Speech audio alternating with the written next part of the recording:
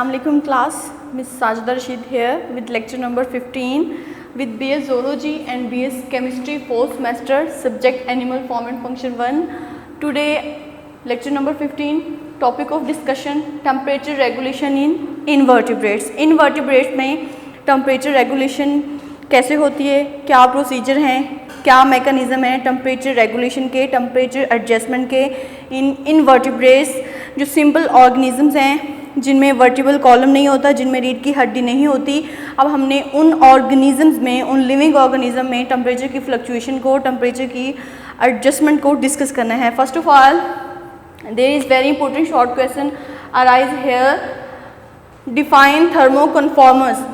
What is थर्मोकन्फॉर्मर्स?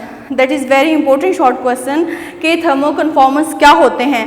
As indicated by its name, thermo mean heat and conformer mean confirm करने वाले, उसको set करने वाले, एडजस्ट करने वाले. ऐसे लिविंग ऑर्गेनिज्म जो अपनी बॉडी का temperature according to their environment set करते हैं, these organism will be called thermoconformers. मतलब कि उनको अपनी बॉडी के टेम्परेचर को सेट करने की, एडजस्ट करने की ज़रूरत पेश आती है, but with respect to their environment. Definition के according many invertebrates have relatively low metabolic rates. चूँकि इनका इंटरनल बॉडी मेटाबॉलिक रेट जो है वो बहुत ज़्यादा लो होता है, दैट्स वाई ये अपने इंटरनल मेटाबॉलिक रेट के ऊपर डिपेंड नहीं करते. And have known thermoregulatory mechanism that they passively confirm, adjust, set. यहाँ पे वर्ड है कन्फर्म.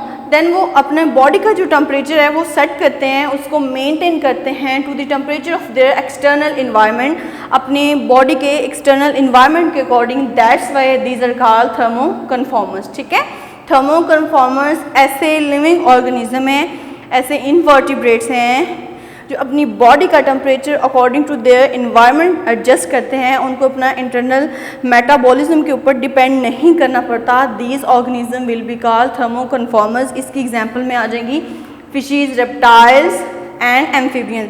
फर्स्ट ऑफ ऑल आज हम बात करेंगे टेम्परेचर रेगुलेशन इन फिशेस. अब फिशेस जो हैं ये अपनी बॉडी के टेम्परेचर को कैसे सेट करते हैं. एज यू नो बेटा, fishes live in water, aquatic habitat है फिशेस की. तो बहुत ज़्यादा कोल्ड सीजन में जब बहुत ज़्यादा बर्फ़बारी होती है तो वाटर में जो फिशेस हैं वो कैसे सर्वाइव करती हैं, बहुत ज़्यादा लो और फ्रीजिंग पॉइंट को कैसे वो बियर करती हैं और फिर अपनी बॉडी का टेम्परेचर उस फ्रीजिंग वाटर के अकॉर्डिंग कैसे सेट करती हैं, वो आज हमने डिस्कस करना है. टेम्परेचर रेगुलेशन इन फिशेस के फिशेस जो हैं वो अपनी टेम्परेचर की रेगुलेशन कैसे करती हैं. Fishes that live in cold water, जो कि ठंडे पानी में रहती हैं, in summer and in winter season. Summer season में तो वो माइग्रेट कर जाएंगी, डिफरेंट हैबिटेट्स में चली जाएंगी जहाँ पे इन्वायरमेंट थोड़ा मॉडरेट होगा. लेकिन इन विंटर सीजन जब बहुत ज़्यादा कोल्ड वाटर होता है तो फिशेस में क्या होता है, एंटी फ्रीज मटीरियल्स होते हैं इनके पास, इन द ब्लड. इनके ब्लड में ऐसे मटीरियल्स होते हैं जो कि ब्लड को फ्रीज होने से अवॉइड करते हैं, प्रोटेक्शन प्रोवाइड करते हैं, उसको प्रिवेंट करते हैं. कौन कौन से वो ऐसे मटेरियल्स हैं जो कि इनके ब्लड में होते हैं, जो इनके ब्लड को फ्रीज होने से बचाते हैं. सबसे पहले पॉली अल्कोहल्स. पॉली अल्कोहल्स में आ जाएंगे सॉर्बिटोल एंड ग्लिसरॉल, या फिर वाटर सॉल्युबल पेप्टाइड्स और ग्लाइकोपेप्टाइड्स फिशेस की बॉडीज़ में होते हैं. ये इनकी ब्लड को क्लॉटिंग से क्या करते हैं, प्रोटेक्शन प्रोवाइड करते हैं. इनकी ब्लड की क्लॉटिंग नहीं होती, दैट्स वाई इनका जो ब्लड सर्कुलेटरी सिस्टम है ये रन ऑफ करता रहता है. और इसी तरह फिशेस जो हैं वो ठंडे और बहुत ज़्यादा कोल्ड इन्वायरमेंट में भी सर्वाइव कर जाती हैं. Sorbitols, glycerol, peptides and glycopeptides lower the freezing point of blood plasma and other body fluid. इनके जो ब्लड प्लाज्मा बॉडी फ्लूइड का जो फ्रीजिंग पॉइंट है वो डिक्रीज कर देंगी. वो जो फ्रीजिंग पॉइंट है वो मेंटेन ही नहीं कर पाएंगी, वहाँ तक ये पहुँच ही नहीं पाएंगे. दैट्स वाई इनका जो ब्लड है वो कभी भी फ्रीज नहीं करेगा और इसी तरह जो फिशेज हैं वो सर्वाइव करती रहेंगी. ठीक है बेटा, that is very important long question also कि write a detail note on temperature regulation in fishes. Fishes के टेम्परेचर रेगुलेशन के ऊपर एक डिटेल नोट लिखें. आपने इसका इंट्रो बताना है, देन आपने इसकी एक्सप्लेनेशन डिटेल में बताना है.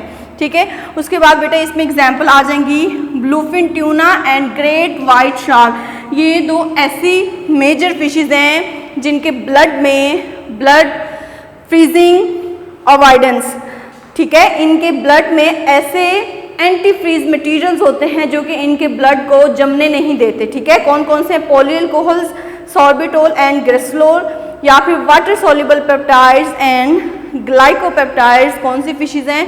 Bluefin tuna and great white sharks. That's why इनकी जो ब्लड वेसल्स हों वो बहुत ज़्यादा मेजर होती हैं।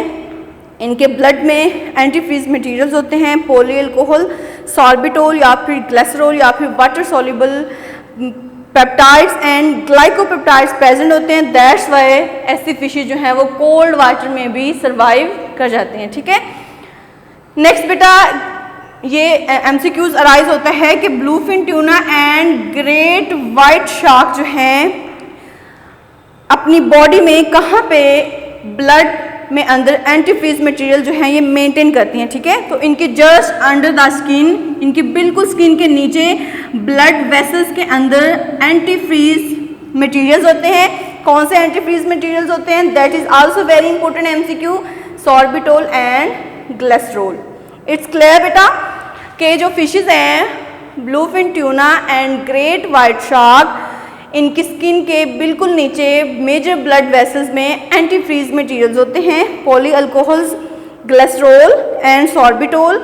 ये क्या करते हैं? ये ब्लड को फ्रीज होने से, ब्लड को जमने से प्रोटेक्शन प्रोवाइड करते हैं, ठीक है। आफ्टर दैट टुडे हमारा second topic of discussion according to lecture number 15, temperature regulation in amphibians and reptiles. अब एम्फीबियंस और रेप्टाइल जो है वो अपने टेम्परेचर को कैसे एडजस्ट करते हैं? Either they depend on their internal environment, internal metabolic rate, either they depend on their external environment. So amphibians क्या हैं? The amphibians and reptiles are ectotherms. So ये एक्टोथर्म्स हैं। Ecto mean outside, therms mean temperature. ऐसे living organism जो अपनी body के temperature की adjustment के लिए आउटर एक्सटर्नल इन्वायरमेंट पे डिपेंड करते हैं। These organism are called ectotherms, adjust their body temperature according to their environment. In amphibians, moisture surface provide evaporating cooling to reduce temperature. अब amphibians में चूंकि इनकी surface क्या होती है? मॉइस्चर होती है, पोर्स होते हैं, उन पोर्स के थ्रू वाटर जो है वो एवेपोरेट होता है। जैसे ही वाटर की एवेपोरेशन होती है तो कूलिंग मैकेनिज्म के थ्रू ये अपने टेम्परेचर को रिड्यूस करते हैं। इसी तरह ये अपने टेम्परेचर को क्या करते हैं? मेंटेन करते हैं। आफ्टर दैट रेप्टाइल्स, रेप्टाइल्स की कैसी स्किन होती है? Have dry rather than moisture skin. फिर इनमें ऐसा कौन सा प्रोसीजर है जिसके थ्रू ये अपने टेम्परेचर को रिड्यूस करते हैं, अपने टेम्परेचर को मेंटेन करते हैं? तो that is very important MCQ. Ventilation के प्रोसीजर के थ्रू जो रेप्टाइल्स हैं अपने बॉडी टेम्परेचर को एडजस्ट करते हैं और that's why these are also called ectotherms. So today our topic of discussion according to lecture number 15 was temperature regulation in invertebrates. I repeat it again. First of all, that is very important short question. Define thermoconformers are those living organisms that have relatively very low metabolic rate and depend on their external environment. They adjust their temperature according to their environment. That's why these are called thermoconformers. इसमें examples आ जाएंगी fishes की, reptiles की and amphibians की। सबसे पहले हमने बात की है टेम्परेचर रेगुलेशन इन फिशेज कि फिशेज जो हैं वो इतने विंटर सीजन में इतने कोल्ड और ठंडे पानी में कैसे सर्वाइव करती हैं।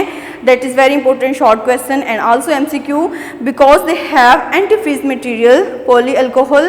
पॉली अल्कोहल्स में कौन से ऐसे दो मटेरियल्स हैं? सॉर्बिटोल एंड ग्लिसरॉल, या फिर water soluble peptides and glycopeptides which reduce the freezing points and these materials are present just under the skin in their blood vessels.